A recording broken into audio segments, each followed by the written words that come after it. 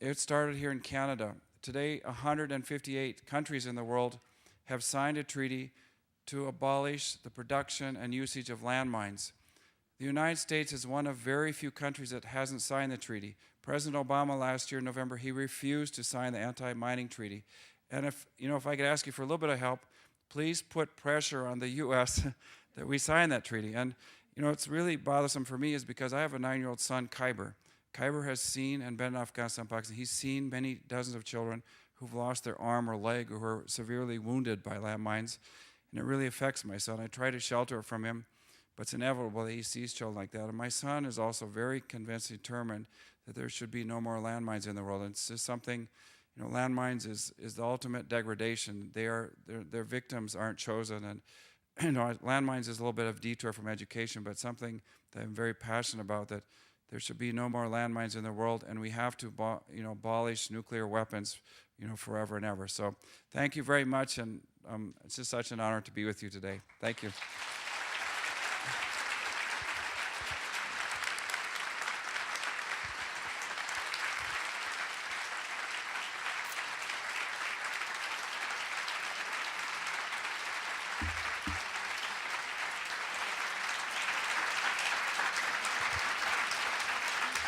And thank you. Thank you so much. Okay, who wants those guys on the swing as their screensaver? Was that the best picture we ever saw? We'll send you one and you can hand it out. It'll be a library staple. So let me just say quickly, we're going to take 3 questions because it's getting very late. So I have a microphone here. I'm going to take 2 questions from here, and then I have a written question down from the atrium. So if anybody has a question, just put your, I see 2 there. Okay.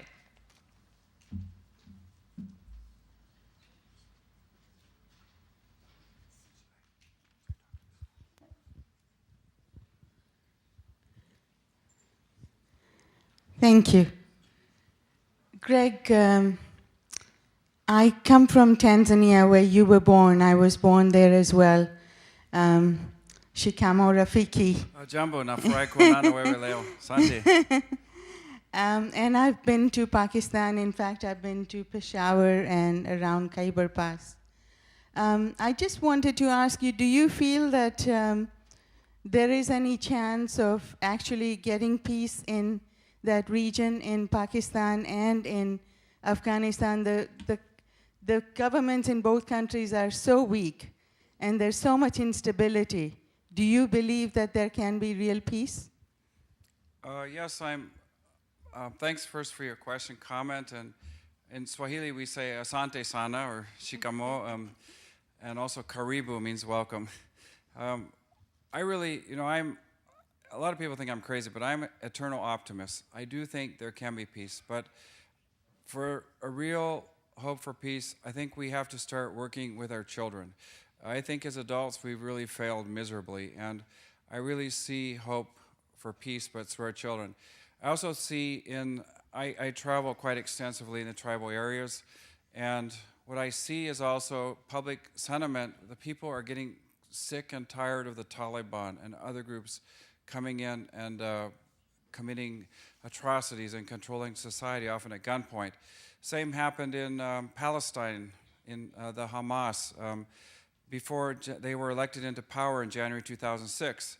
And as a militant entity, they had a lot of popular support, but as a political entity, they're not able to deliver what people really want. People want education, they want health care, they want some semblance of peace. And in many areas, in the tribal areas, people are really starting to loathe the Taliban. There's also saying in Afghanistan, in the tribal areas on the other side, said you can rent an Afghan, but you can't buy an Afghan. That means that you might have a lot of money, you can control people for a while, but ultimately you cannot win over people with money. The Taliban also are getting much more criminal and more mafia-like. 10 years ago they're more ideological, and not that they were good, but they now they do more extortion, they do illicit lumber trafficking, heroin trafficking. They come in, they move into an area. Can you imagine, 5,000 them coming into Toronto tomorrow and say that every day we need 15 goats and we need, 1,000 kgs of flour, and we also need people to wash our dishes, and we need some soldiers. And if you don't, we're going to start messing with you. The U.S. military, the Marine Corps, before they deploy to Afghanistan, several of the commanders, they have to actually embed with the gangs in Los Angeles, because they said that fighting the Taliban is more like dealing with gang and criminal activity. And so, in the short term, I think things are going to get worse. They also, with the surge of U.S. troops, you're going to have the pullout of Canadian troops, but there's going to be more casualties, both civilian and with the militaries. It's going to go up. It's not going to go down. And one thing that disturbs me also is that the U.S. now is starting to pull troops from the forward operating bases and putting them back in the garrison and compounds. So these troops that have been out in the very remote areas, they've been working very hard to build relationships. The U.S. government is worried about casualties, so they're pulling the troops. It's like having a policeman on the beat. You don't put all the policemen in the Toronto Police Headquarters and build a big wall around it. You send the police out in the community. Same with a library. You send your books out into the community. You don't just treasure them and put them behind locked doors, right? But what's first has to happen, though, is we have to quit building walls. We have to start building bridges. We have to start having dialogue. We have to start empowering the elders. There's a lot of work that needs to be done, but I definitely think that there can be peace and hope, but it's going to take a long time, maybe 10 or 20 years. And the real hope for peace, I think, is with our children in both countries. Thank you. Thank you. We'll take one more question from here, so we'll move the microphone. And while we're doing that, I'll just give you a question from downstairs. And Greg, this is from a 12-year-old girl called Hannah. And she says, I was just wondering if you ever had any doubts about your promise. And I guess she means the promise you made. Because people every day make promises that they never think about again. So when you were back in the United States, did you ever think this is simply not going to work? Yes. What was her name? Hannah? Hannah. Well, thank you. Smart girl. Hannah, and Hannah's in the other room. That's a great question and comment. The only time I ever thought about quitting my work was actually not in Afghanistan, Pakistan, but was in the U.S. After 9/11, when I came back to the U.S., something unexpected happened. I started getting hate mail, I started getting threats, and ultimately I got death threats. These were not from people in Afghanistan, Pakistan. These are from my fellow Americans. They did not like the fact that I was helping Muslim children go to school. Those threats have persisted. In some ways, they've gotten even more nasty recently. And to me, it really shows all of us that the real enemy is ignorance. When those threats started happening, I thought I should quit my work. I actually told my wife, I really can't do this anymore, because if somebody's harming you or my children, I want to be home to protect you. You know what my wife said? She said exactly what I didn't want to hear. She said, you need to go out in public and talk about what you're doing. I'm actually a really shy guy, and I get pretty frightened getting in front of people, especially if I know that maybe some of you don't like me and you want to send me some hate mail. But you know what happened? By the way, none from Canada, thank goodness. That's why I like Canada. So, anyways, but when I went out in public, what I found is that people everywhere are mostly very good people. People are compassionate, they're courageous, people care and they share so much.